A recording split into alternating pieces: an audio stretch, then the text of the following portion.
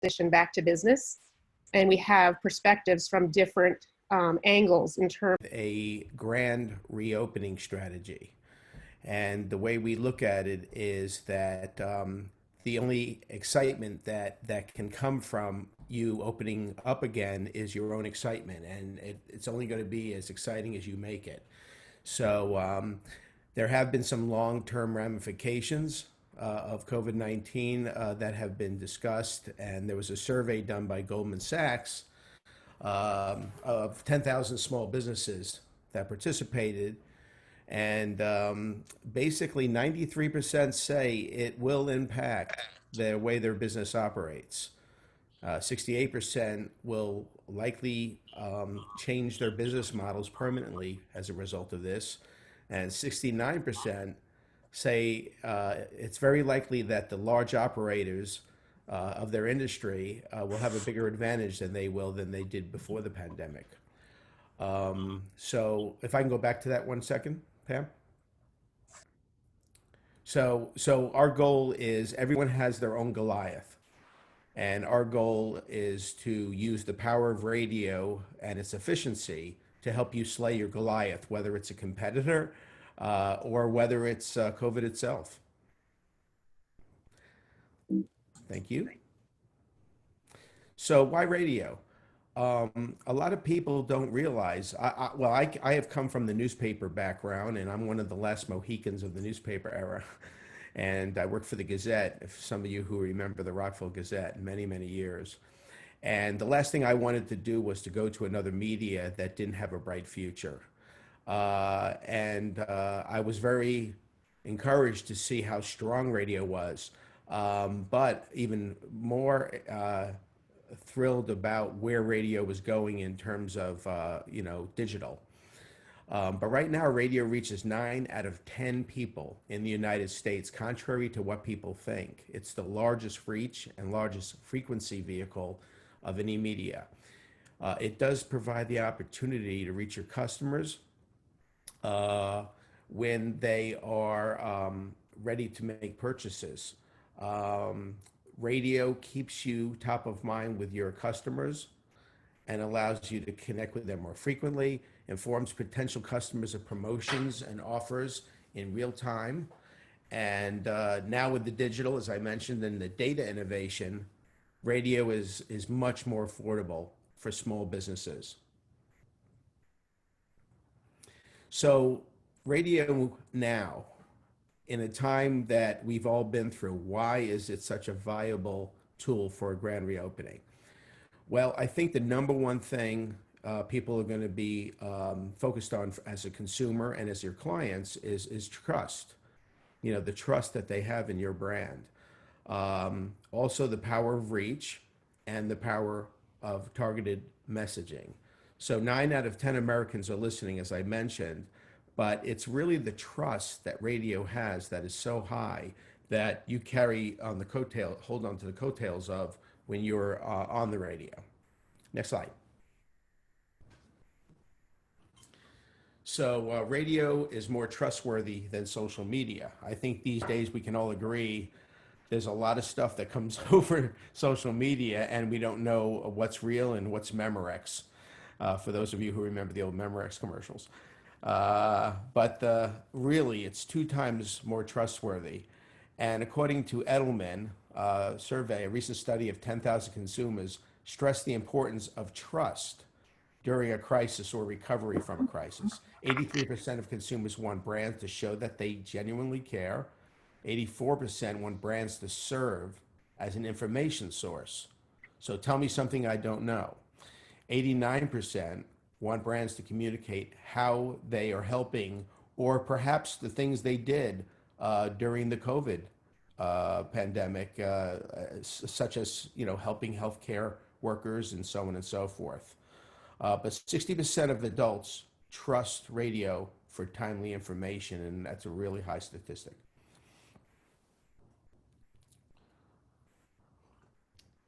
So why you need reach?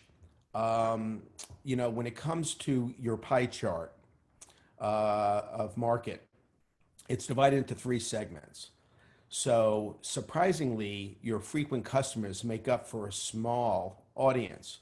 And a lot of people spend a lot of their money and energy into going back to the same customers, but you see it's really makes up for a small pie. It doesn't mean you shouldn't communicate with your customers, but if you're just talking to your old same audience all the time, then you're not focused on new potential customers or those that are infrequent.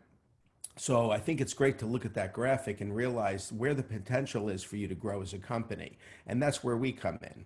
So you already are doing a great job of staying in front of your customers. What you need is to get those people that are on the fence to be your customer. And most importantly, to get your brand out there to people who have not heard of you before. So that's the opportunity. And the way the brain works is memories fade. So, people, you think people remember you, but if you don't have what we call share of voice and stay in their head and stay in the consideration set of where they're going to eat or who they're going to do their accounting with or who they're going to bank with or whatever your business is, it's really important that you keep current and stay relevant and keep fresh and if you want your revenue to grow. Messaging matters because of the fact that these times it's a little bit of a different conversation. I think we can all agree we've heard enough of, how every email we probably get from complete strangers says, how are you and your family, which is funny because they don't know you, they don't know your family, but it seems like the right thing to say. But I think the messaging really needs to be broken down into three things. This is what consumers want you to say.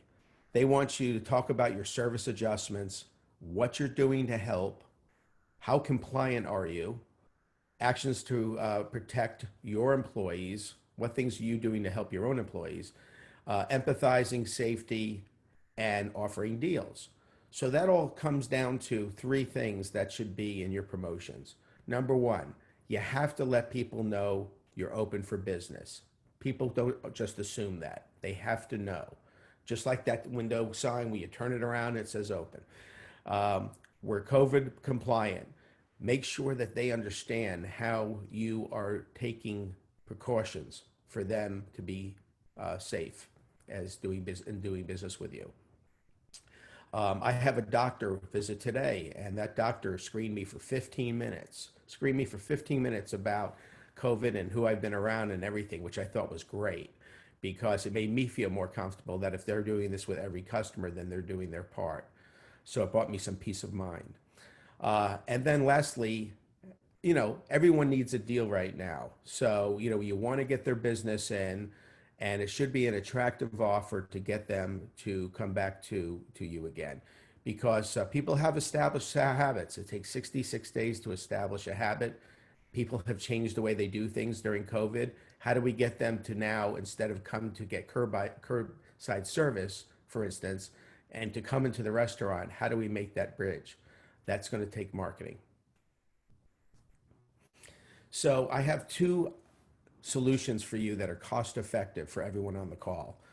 Number one is because iHeartRadio's app has 137 million registered users, we have data. And that data allows us to segment in ways we've never been able to do before. So the iHeartRadio app lives on 250 plus platforms. So smart TVs, smart speakers, all the digital devices you can think of. So during COVID, there has been a 30% increase in smart speaker listenership. There's been a 20% spike in web listening and a 23% increase in smart TV, believe it or not. So all these things have really gone up during COVID, and new habits have been formed. Of course, when traffic starts again, most people are going to be wanting to be in their cars. They're saying 9 out of 10 will prefer to drive to work than to be in mass transit. So just imagine the traffic we're going to be headed for. So you guys might hate that, but in our business, we love traffic. So basically, the ability to target on the app streamed audio means it's just like radio. Your commercial runs on the stream, in the show, but you're able to target geographically. So if you have a 5 mile radius where your customers are, or 50 mile radius, we can work with you. Demographics, listening preferences, different types of genres. So this is a very easy cost per thousand model that allows you as a small business to afford radio. Next slide. These are all the devices I mentioned earlier, 250 plus platforms and devices. So you can see mobile, automotive, virtual assistant, smart TVs, connected speakers, all of this are where the app is available. Next slide, please. So I'm breaking news right here. First time. I talked to the creators of a new product we're going to be launching called Ad Builder. Ad Builder is for those people that have very small budgets.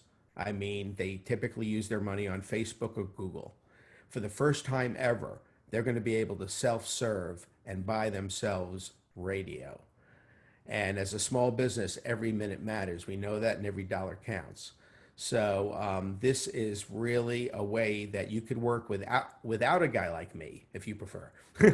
But if you really have a small budget, you can buy radio for the first time as a self-serve. Next slide, please. So the way it works is there's no creative, you have no creative, there's no problem, because we do all of that for you through this system. So you just answer a few questions about your business, and the team of audio pros are on standby to actually create your commercials. And Marge, this is something we'll talk about later because it has a lot of benefits for you and the members.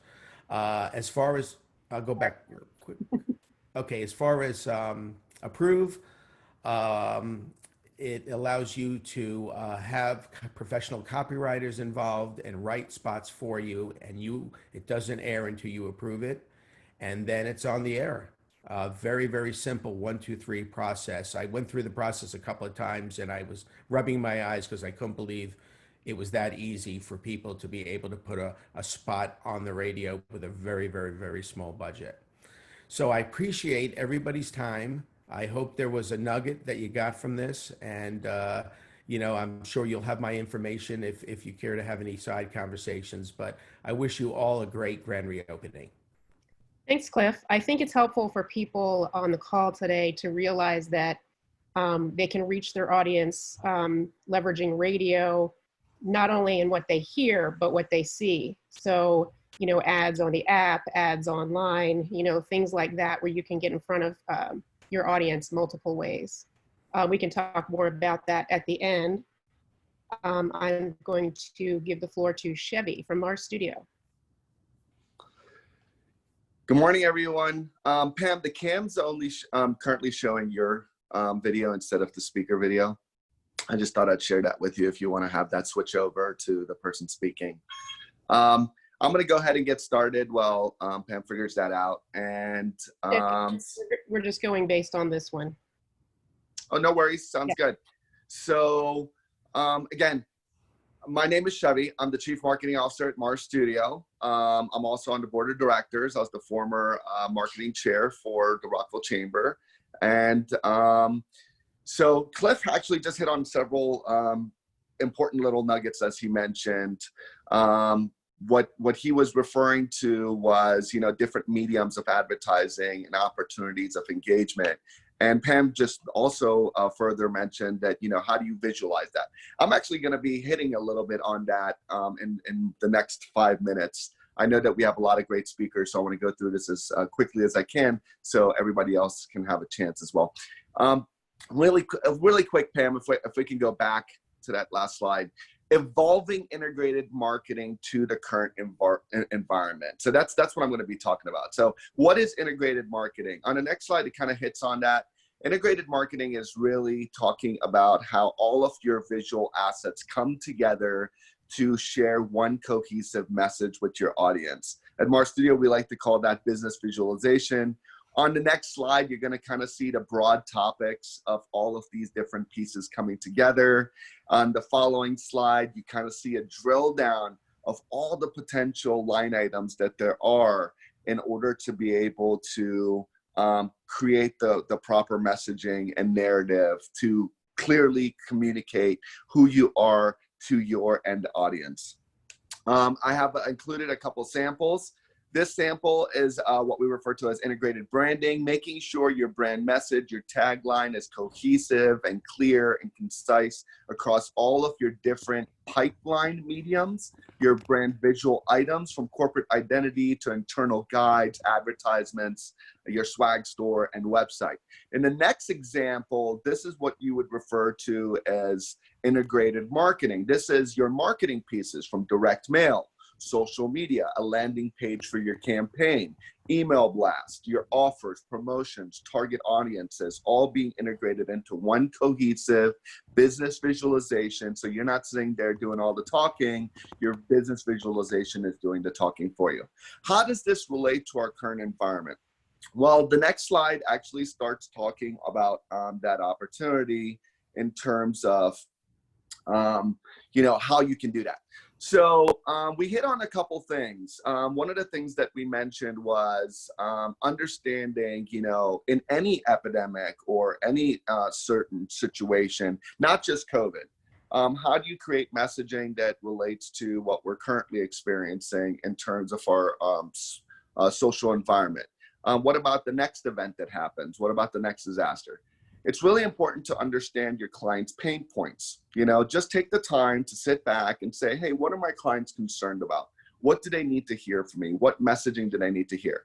And right here, what you're seeing is a clear example of taking that integrated marketing approach from videos to websites to social media and hitting on those specific pain points. What are the pain points? People are concerned about safety, about the environment. Now, this is Moby Dick is a restaurant, but it goes to show that they're still taking that advanced kind of approach into creating messaging that isn't just about food and beverage, but messaging that hits on their clients' pain points. And the last slide is really an example of, you know, how do I do that? That's a lot of information. That's a lot of different pieces. Start slow. This is just a social media engagement piece. The client looked at, you know, what their client's pain points were. They took some existing assets, some existing visuals. They knew that their clients still needed to feed their families. They still needed to be able to reach their clientele. So what they did was they emphasized opportunities, meals, promotions, carry out, delivery, and things of that nature. My name's Shevy, and I'll be more than happy to talk to you guys further at the end of this or outside of this meeting. Chevy, really quickly, what are you hearing most often when people are coming to you, you know, wondering how to get their messaging out or what they need to do right now? What are you hearing most often? You know, I kind of hit on that, but let me reemphasize it and also put it in a different context. Ultimately, a lot of clients are coming and saying they're concerned about their business. Well, the concern is how are they reaching their end clients? And like I said, identify your clients' pain points. Figure out how you can evolve or shift your messaging, your business integrated messaging, in order to be able to address your clients' concerns. Let's shift away from food and beverage really quick. And let's say you're in the service industry. Let's say you've typically been doing things face-to-face. How can you use digital technology to be able to reach those same clients in order to be able to, you know, further your business and serve the client's needs? So it's, you know, companies that have a marketing budget are 47% more likely to be innovators of their industry. So you have to innovate your message, and you need 8 to 12 touches in order to be able to have a 50% conversion rate. So using these different mediums, having an integrated message, and evolving is really the key to surviving the current environment. Great. Thanks so much, Chevy. Thank you, Pam. Next, I am passing the floor to Tessa, Kind Communications. Do we have Tessa?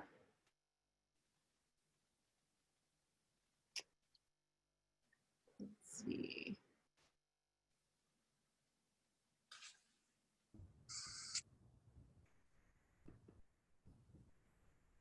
We're going to come back to Tessa. I think we lost her. We're going to come back to Tessa at the end. I will pass the floor to Ryan Raley, effectv. Ryan? Hi, Pam.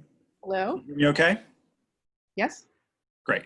So yeah, I will be happy to pass the baton over to Effective. So actually, the way we pronounce our company's name is Effective. That's okay. That's okay. So Effective is a relatively new brand. We went through a change back in Q4 of 2019. For many of you guys, you probably have some familiarity with our previous name, Comcast Spotlight. We are a Comcast-owned company.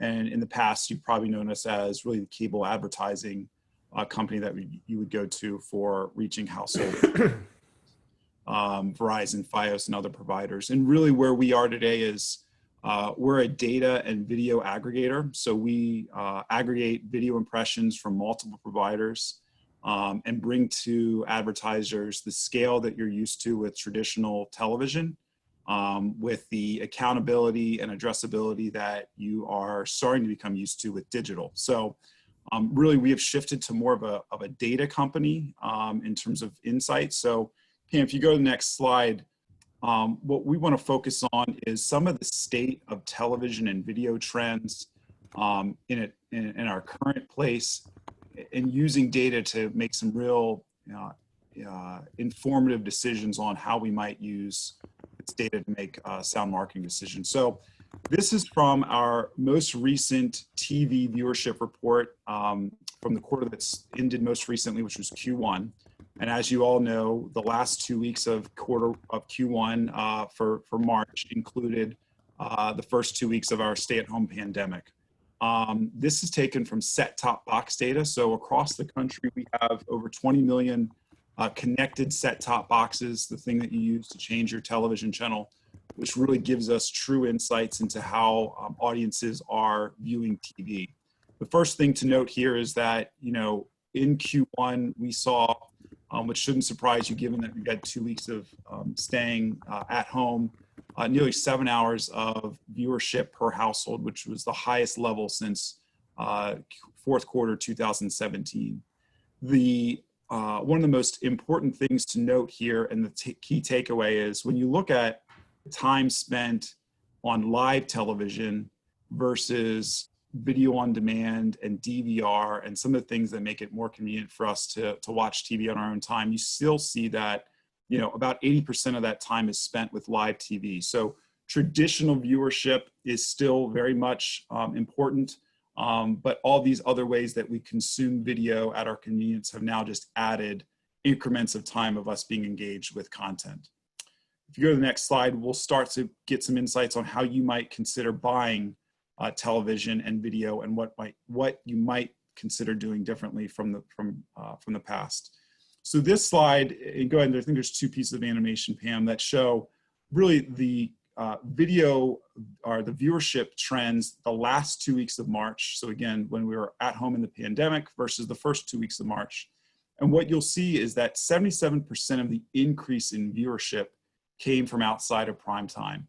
And so, on the surface, anecdotally, maybe that doesn't surprise everybody, but I think when you see how these different day parts really, and these timeframes really increase, you'll see that the bulk or the largest increase of time spent in those last 2 weeks of March occurred during that 9 a.m. to 4 p.m. window. So 37% of that of increase. And what you really want to consider here is the days of buying prime time or a specific day part as it relates to video and really a lot of your other traditional media. Those days are done. Audiences have the ability to watch content whenever they want, wherever they want. And it's really about finding the audience using data and not worrying about, I watch this particular show and I watch during these particular hours, and that's when I want to be on TV or be on radio. It's about using data to make really informed decisions. So being efficient with your money and your ad dollars is ever important. And now more than ever, you've got the ability to reach audiences outside of prime time. Obviously, there's been a shift in some of the genre and content that folks are watching. In that same stay-at-home situation in early mid-March, that coincided with many of our favorite sporting events and sports leagues being canceled, live sports really being eliminated from the scene. And so what we've seen is a shift in networks and content that viewers are watching regardless of if you're a sports fan or if you're kind of a general audience participant, as you can see on the right, an increase of viewership away from sports over to both news and entertainment genres. And so the real key takeaway here for any of you guys is, as you're considering media partners to align with, you want to work with somebody who's got the ability to be nimble as viewership changes that can reach people beyond a specific segment. As we saw that increase up to almost 7 hours of time spent per day by household, we saw that increase come in two places. A 19% of viewership increase in the last 2 weeks of the month occurred on live TV, which I kind of already had given you guys a little glimpse of in terms of live TV still being the dominant player in terms of time spent. But 43% of that time increase came from video on demand. So that's where you have the ability to watch a program on demand on your set-top box, whether it's a movie or one of your favorite shows. And as people were looking for more content to watch, they aggregated in droves over to on demand. You know, and the increase in on demand, Pam, if you go to the next slide, also is coming from our ability to watch additional supported content. And so this slide here, I know it's a little hard to see with the gray on the text, but this shows the increase in connected TV usage in the first 2 weeks. Sorry, someone just asked me to share my video, so now you can see me on the screen. Pam, if you'll hit one more over with the animation. Connected TVs are television that's connected via internet for you to watch content. So many of you guys are probably familiar with subscription on demand or subscription content through things like Netflix, Hulu, Disney Plus. Oftentimes that content comes commercial free or with limited commercial opportunity for you as the advertiser to take advantage of. But then there's additional forms that viewers are stacking to their cable or satellite subscription through things like Sony Crackle, Tubi. Perhaps many of you guys have Roku devices that allow for you to watch additional content via internet streaming. And what you saw is a significant increase from the first 2 weeks of March through May of about 40% of increased viewership across homes on connected TVs. And so what you want to do is consider the ability to not only reach people via the live television and on demand, but also with content that they're streaming from other providers such as Peacock and Tubi and Sony Crackle. I want to highlight this because I think both Shevy and Cliff articulated a few things well. What many of you guys are probably considering is not just where do I put my message, but what do I message to consumers and to my potential customers. So the same study that Cliff highlighted from Raley and Associates, which came out in April, really articulated the three things: we're open, we're compliant, and we've got a deal. Those are the three things that really have hit home in terms of what consumers now want to hear from advertisers. Early in the pandemic, many people wanted to hear with empathy that we were in this together. I can tell you that study after study shows that consumers have grown tired of that message. They are now worried about compliance, whether their favorite restaurant or location to shop is open. But really going back to where we were back in 2008 and 2009, the message now is going to start to shift towards, okay, what kind of deal do we have? What kind of deal can I expect from this provider? And a recent survey from Duke University that you see on the right kind of articulates that 43% of advertisers agreed that consumer behaviors have moved to the statement they don't want to pay full price. And that will continue to shift the further and further we're along in this new economy. So I think how you articulate that and what kind of offers you can make is something that you want to consider in order to get the most out of your advertising dollar. And then my final slide, I want to talk about a little bit about some of the points I made earlier and some things for you to consider. And Pam, if you go ahead and hit 2 more times with the animation here. Again, I want to articulate that it's important for you to shift away from buying television based on day part, network, a program-centric, or even age and gender, and move towards a targeted audience-based solution. Men 25 to 54, that's an age and gender that we've been limited to in the past. You know, when you think about the differences of, a male that's 25, that's a couple years out of college, versus an individual who's maybe 40 some years old, has 2 kids, and, a house with, maybe a job and an income with more discretionary spending power. They're 2 different people, and we have the ability now to target them based on that audience segment and what they're watching. And then lastly, be efficient with your dollars. Many of you guys, I assume, are going to have a need to reach a local target. Effective has the ability to target people, whether it's throughout the entire Washington, D.C. market, or in many cases, being able to reach just Montgomery County or some of the subsections of Montgomery County, such as Montgomery North, if that's where the bulk of your customers are coming from. So be targeted, be efficient with your dollar, and I certainly look forward to more conversation here at the end of this call, and we'll be happy to answer questions beyond the hour that we have together. All right, thanks, Pam. Thanks, Ryan. I think it's really helpful for people on the call to realize that, though it may seem like a big jump to reach their audience this way, there are some ways that they can explore this. The average business, the small business, this is something that is within their reach. It's something that it is worth exploring. Yeah, I appreciate that. And I think, oftentimes television, the only time most people hear about the cost of a television spot is during the Super Bowl. And when you see a $6 million or, $7 million price tag on that, you don't realize that isn't what, a typical television's campaign really runs in terms of the, when you add in all these efficiencies. Mm-hmm. Right. Thank you. Now I am turning the floor over to Eric.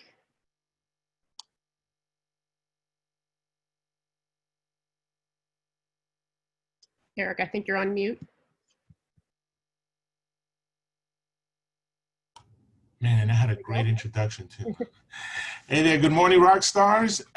Today I want to talk about podcasting trends amid this ever-evolving environment that we live in, this world that we live in.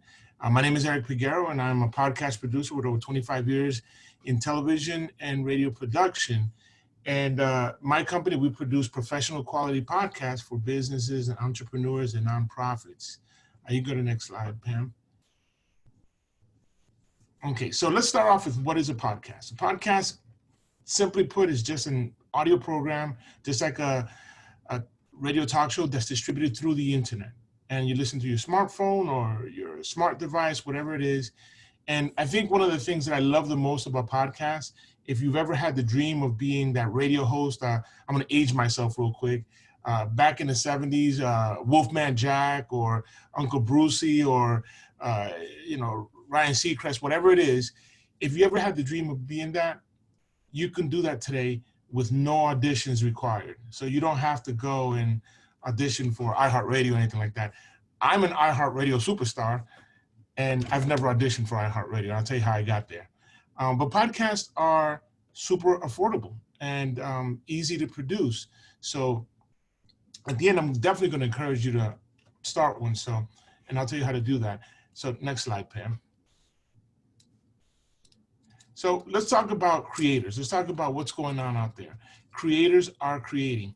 Apple just reported that they surpassed 1.2 million active podcasts. Now, compared to YouTube, that's a deserted town. But it's a great thing because you're talking about that the medium is growing. Maybe 5 years ago, 6 years ago, nobody even knew what a podcast was. Now it's growing exponentially, and it's in 100 different languages. So if you want to market to an English-based language, English-based audience, that's perfect. Si hablas español y quiere hablar con los latinos, puede hablar con los latinos because they speak Spanish too. And more people are listening to podcasts. So what are they talking about? News and politics, if you're into that. Society and culture. Comedy is huge. If you have the ability to make somebody laugh, this is a great way to do it. Business. I personally like talking about business.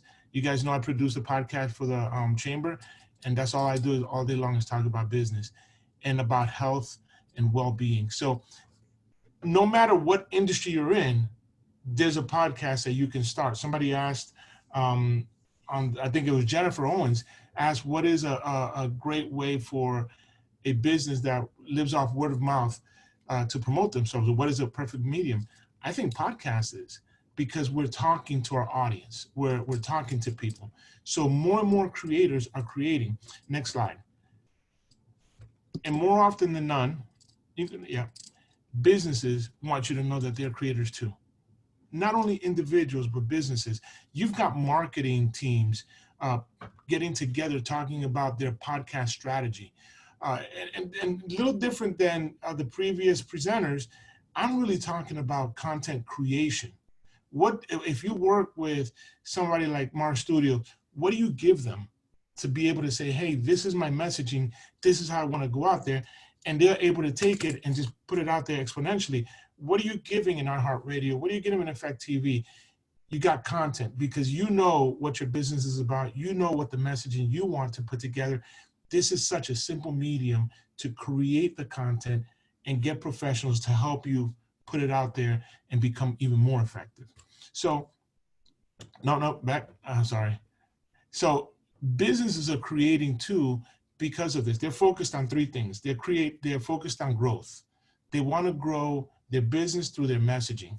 But two, they want to be able to attract people through the goodwill of the company, because that's huge. You know, they want to attract people and make them loyal to their product. And think about an infomercial. Why is an infomercial so long rather than just that standard 30 seconds? Because it's about getting buy-in. It's about attracting people and getting people, explaining to them what it's all about. Well, a podcast can do that because it doesn't require anybody's undivided attention. A podcast can always do that. And people are listening in their car, at home, through the smart devices. I mean, Cliff and I were talking about the other day that with this whole pandemic, a lot of people are not going back to work. They're not going back to the office. They're going to work from home, you know, so they're going to listen to that. A lot of people are not going to want to use mass transit because of the COVID virus and all that. So they're going to buy cars and want to travel to work on their own and not be among all the people in town. So there's a lot of opportunity for people to listen to radio and listen to a podcast and be able to listen to exactly what they want to listen to when they want to listen to it. And thirdly, companies want to be seen as experts in their field. So whether you are a financial services person, you are an insurance guy, you are a chef, doesn't matter what it is, you want to be that expert in your network and you want people to think of you. So that's what businesses are thinking about. We can go to the next slide. And listeners, they're listening. So just a real quick update on this. There's over 197 million people have listened to a podcast this year. You're talking, that's half the population, if not a little bit more than half of the population of the United States have listened to a podcast. Who's listening? Young people from age 18 to 44. That's 67% of the podcast audience. Remember, that's the golden demographic. They're the ones with the most disposable income. Podcasts attract wealthier and highly educated people. I got a stat that tells me that the average household income for podcast listeners are from $100,000 to $150,000. So, and they also 60% of them have a 4-year degree. So you're talking they're more educated and as far as how you've been doing through this, well, number one, let me mention that. Thank you. They're more educated and a lot wealthier than the average person. So 80% of podcast listeners listen to almost the entire podcast. Now, this is very important because you're talking about, when we say almost the entire podcast, we're talking about from 70 to 100% of the podcast. This is important because you're talking about engagement. The way podcasts work, if you ever listen to your podcast, go to YouTube. You type in what you're looking for, and it automatically brings in a whole bunch of videos that you can watch for until you get the answer. Well, in podcasting is different. In podcasting, we follow people. So you go to your iHeartRadio or your Google Podcast or Apple Podcast, one of the first things it'll tell you is, hey, this is your favorites. you know, we may have 5 or 6 podcasts that we listen to, but we always go back to them. We always go back to them. We always go back to them. We don't have that kind of loyalty on YouTube. And I'm not saying don't do YouTube, but I'm saying is the behavior is so different. And this is why listenership stays a lot longer with a podcast. So that means it's great for the podcaster. That means it's great for the podcast advertiser. We can go to the next slide, which tells us that advertisers are advertising. Podcast advertising specifically will shoot up over $1 billion by next year. Over $1 billion. Now, one of the biggest things about podcast advertising is that people, more than 70% of the people, listeners, will buy whatever the podcast host endorses. Now, that's crazy. Let me repeat that. Over 70% of the people who are listening will buy whatever the podcast host endorses. It's a personality-driven medium, right? Imagine whatever it is that you're offering that you get Ryan Seacrest, for lack of a better person, to be able to say and articulate, hey, this is why I recommend this product, without having to bust the budget, because podcasters are extremely accessible. Podcast hosts are extremely accessible. So if you're a small guy and you only got a small budget, you can definitely work out something with your local podcaster. If you've got the big dollars and you can spend money, then definitely go out there, and this is a medium to do, because then you can spread the money across many podcasts. So advertisers, they're looking at it, they're looking at us, they're moving a lot of money towards this medium right here. So with all these stats that I just gave you, what does that mean for you? What does that mean for your business? Start a podcast. It's just a great way to do it. McDonald's has a podcast. If you guys haven't listened to our podcast, interesting as can be, behind the sauce, they talk about a lot of the controversies about the monopoly thing. I mean, it's interesting. Trader Joe's has that. I mean, this is a supermarket. What can we possibly expect from a supermarket?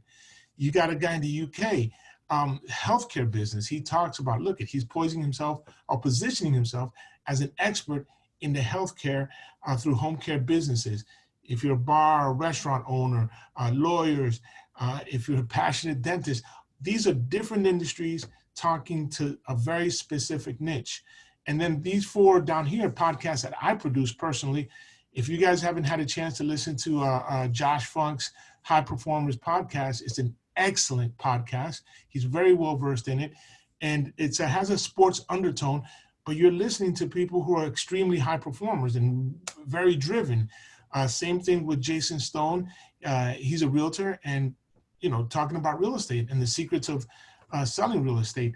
Of course, I produced a podcast for us here, and I spotlight you guys, the rock stars of Rockville, and I'm always happy to talk to you, and I get so much out of it, and I thank you for participation. If you haven't had a chance, please listen to it because it's a lot of fun.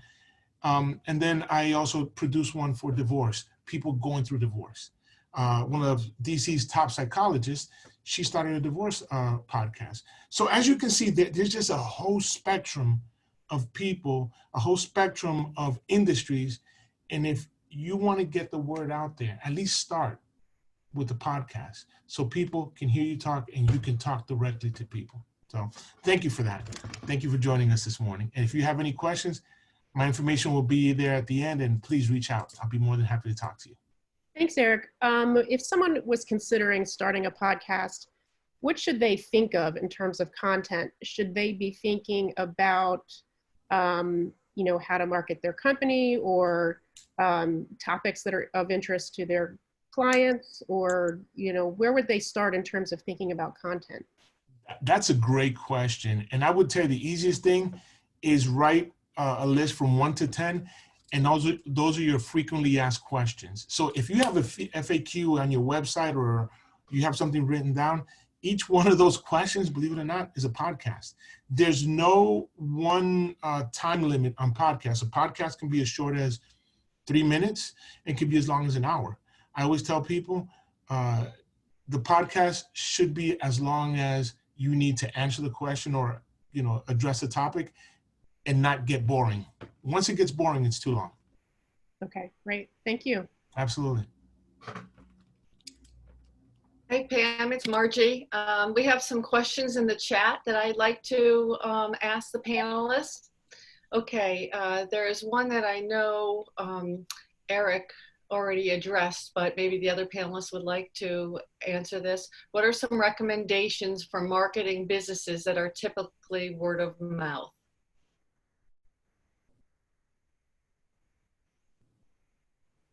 Any of the panelists wanna answer that? Are our panelists off mute? So make sure.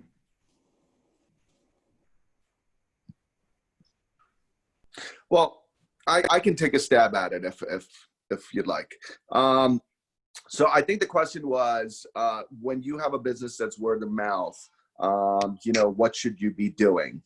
So I always use that, and I call it a form of marketing called the brush fire marketing methodology. You have an audience that knows you, and then it spreads out only by the people that it can contact. Brush fire.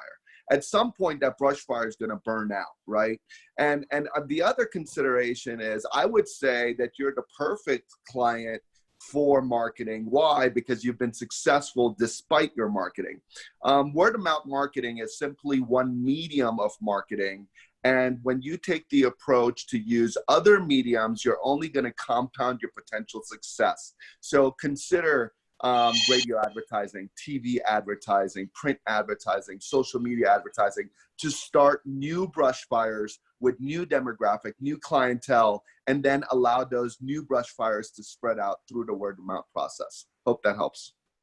Yeah, Chevy brings up a good point. I mean, we call it a snowball marketing effect. Part of marketing is, paid media that, hopefully, not hopefully, but if done right, is effective in impacting new audiences and bringing your brand to new eyeballs and new listeners. But part of it also is the experience that they have inside of your brick and mortar or your website to do business with you, and that is where you've already been successful at. But when you add in, paid media, that snowball effect of going down the hill and getting bigger and bigger will start to become more exponential, as long as you're able to continue to have that great, customer interface that you've already had that's given you great word of mouth results in the past. Okay, we have another question. We've been open and compliant and never closed. What do you recommend we tell the public?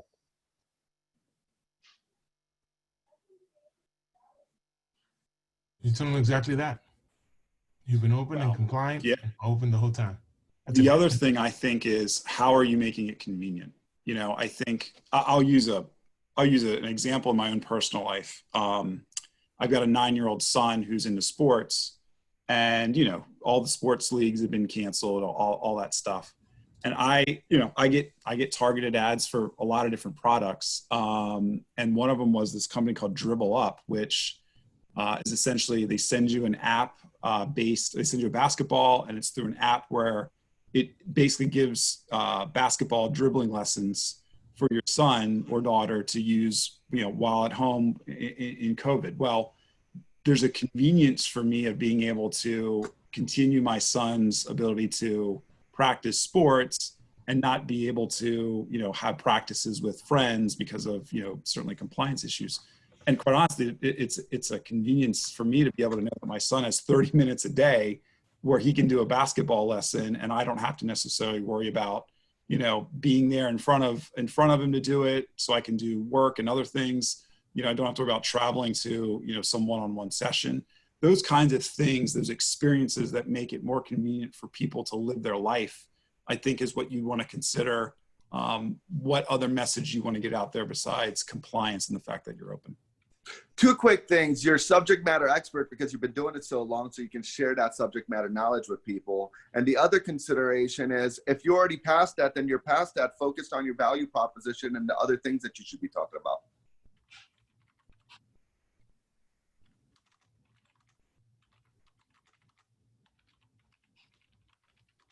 And on that note, I don't see any other questions in the chat. So I just want to thank you, everyone. Some of our presenters today, it makes up the Rockville Chamber Marketing Committee. So you can see we tap into the best brains out there in Rockville. So I want to thank you all.